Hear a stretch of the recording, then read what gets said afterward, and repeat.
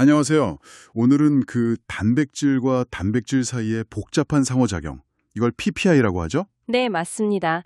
프로틴 인터랙션. 네. 이 PPI를 분석하는 아주 독특한 기술로 요즘 신약 개발 쪽에서 주목받는 프로티너라는 기업에 대해 좀 자세히 알아보겠습니다. 핵심 기술이 SPID 플랫폼이라고 하던데요. 이게 과연 어떤 건지 또 어떤 가치가 있는지 한번 파헤쳐보죠. 네, 먼저 그 PPI, 그러니까 단백질 간 상호작용이 왜 중요한지부터 짚고 넘어가야 할 것 같아요. 네네. 우리 몸에서 일어나는 대부분의 중요한 생명활동 있잖아요. 이게 사실 단백질 혼자 하는 게 아니거든요. 아, 그런 거요? 네, 여러 단백질들이 서로 막 신호를 주고받으면서 조절되는 건데 바로 이 PPI에 문제가 생기면 암이라든지 아니면 알츠하이머 같은 그런 심각한 질병으로 이어질 수가 있어요. 그렇군요. 상호작용이 잘못되면 병이 되는 거네요. 그렇죠. 그래서 이 PPI를 정말 정확하게 이해하는 게 질병의 근본 원인을 찾고 또 새로운 치료제를 개발하는 데 아주 중요합니다. 그런데 기존 기술로는 우리 몸속 그 복잡한 환경 그대로 이 PPI를 정밀하게, 그것도 대량으로 관찰하기가 좀 어려웠다고 들었어요. 그게 왜 그렇게 힘들었던 건가요? 맞아요. 한계가 좀 명확했죠. 예를 들어 세포나 혈액처럼 여러 물질이 막 섞여 있는 환경에서는요, 우리가 딱 원하는 단백질 상호작용만 골라서 보기가 매우 까다로웠습니다. 다른 것들이 방해를 많이 하니까요. 네, 잡신호가 많아서 그렇군요. 네.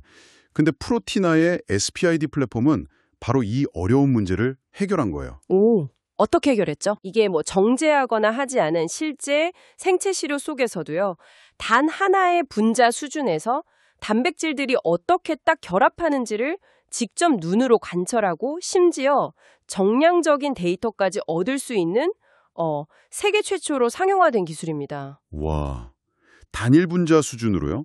그것도 막 섞여 있는 상태에서? 네, 그렇습니다.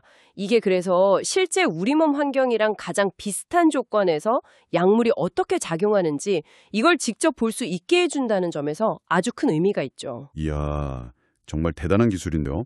그럼 이 SPID 기술을 가지고 사업은 어떻게 하고 있나요? 크게 보면 한 세 가지 사업 모델이 있습니다. 첫째는 PPI 패스파인더라는 건데요. PPI 패스파인더요? 네, 이건 신약 개발할 때 약물의 효과를 미리 예측하거나 아니면 부작용을 알아내는데 중요한 바이오마커라는 걸 발굴하는 솔루션이에요. 바이오마커 발굴. 네, 예를 들면 BCL2나 스테3 같은 좀 주요한 암 관련 단백질들이 있거든요.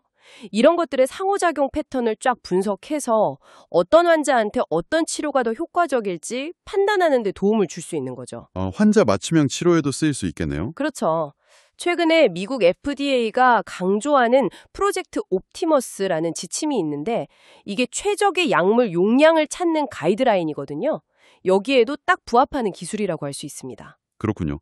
그럼 두 번째는 뭔가요? 두 번째는 항체 신약 개발에 좀 특화된 PPI의 랜스케이프라는 솔루션입니다. PPI 랜스케이프, 항체 신약이요? 네, 이게 기존에는 시간도 엄청 오래 걸리고 비용도 많이 들고 또 성공률도 좀 낮았거든요. 항체 후보물질 찾는 과정이. 네, 어렵다고 들었어요. 근데 이 PPI 랜스케이프를 쓰면 항체랑 목표 단백질, 그러니까 항원 사이의 결합력을 아주 빠르고 정밀하게 분석할 수 있어요.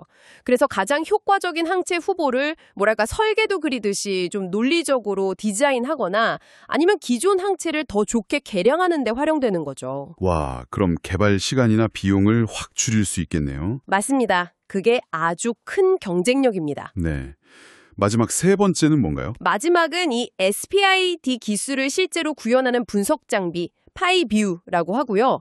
또 전용 칩, 파이칩, 그리고 분석 소프트웨어 파이인사이트까지 포함해서 SPID 플랫폼 시스템 자체를 연구기관이나 제약사에 파는 사업입니다. 장비랑 칩, 소프트웨어를 그냥 통째로 파는 거군요. 네, 근데 좀 흥미로운 점이 2025년 상반기 매출을 보니까 약 75%가 이 장비 판매에서 나왔더라고요. 정말요? 그럼 아직은 그 바이오마커나 항체 최적화 같은 서비스보다는 장비 판매 비중이 훨씬 높은 거네요. 네, 현재로서는 그렇습니다. 아마 이 시스템 판매로 일단 초기 시장을 확보하고 그 다음에 이제 분석 서비스를 통해서 장기적인 고객 관계나 반복 매출을 만들어가는 그런 전략으로 보입니다. 그렇군요.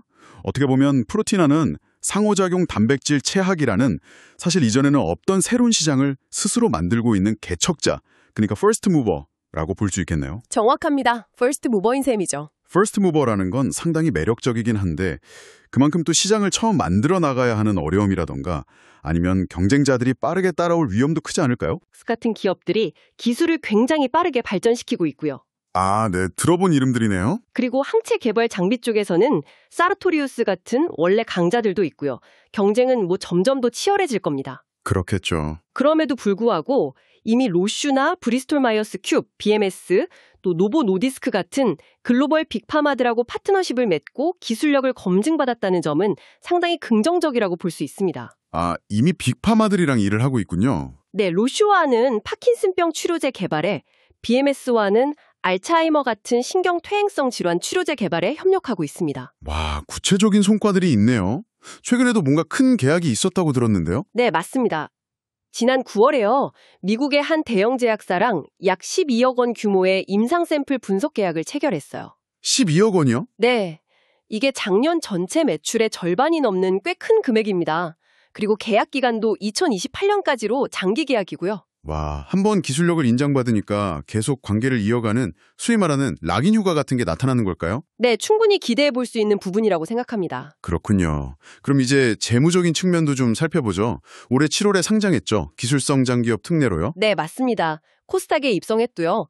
공모가는 14,000원이었습니다. 상장 초기에는 주가가 조금 부진했는데 최근에 그 JP모건 자산운용에서 지분을 매입했다는 소식이 나오면서 주가가 한번 크게 올랐었죠. 아, 네. 그 소식 저도 봤어요. 근데 그 뒤에 또 일부 매도 소식도 있었던 것 같은데요. 실적을 보면 2025년 2분기 매출이 20억 원. 전년 동기 대비해서는 250%나 크게 늘었네요. 근데 영업손실은 31억 원으로 여전히 적자 상태고요. 네, 그렇습니다. 이게 연구개발 R&D 투자가 워낙 커서 그래요. 매출액 대비 R&D 비중이 134%에 달할 정도로 아직 공격적으로 투자를 하고 있습니다. 와, 134%요? 매출보다 연구개발비를 더 많이 쓴다는 거네요. 네, 다만 현금성 자산을 한 90억 원 정도 가지고 있고 부채 비율도 22% 수준으로 낮아서 재무 안정성 자체는 비교적 괜찮은 편이라고 볼 수 있습니다. 그렇군요. 자, 그럼 투자 관점에서 한번 정리를 해볼까요? 프로티나의 가장 큰 매력 포인트는 역시 그 독보적인 SPID 기술력, 그리고 이걸 활용한 구체적인 사업 모델들, PPI 패스파인더나 랜스케이프 같은 거요. 또 새로운 시장을 맨 앞에서 개척하고 있다는 점인 것 같습니다. 네, 정확하게 보셨습니다. 반면에 리스크 요인도 좀 명확하게 봐야 하는데요. 네, 어떤 것들이 있을까요? 가장 좀 주의 깊게 봐야 할 것은 역시 오버행입니다. 아, 오버행 물량이요? 네, 앞으로 시장에 풀릴 수 있는 대규모 주식 물량 부담인데요.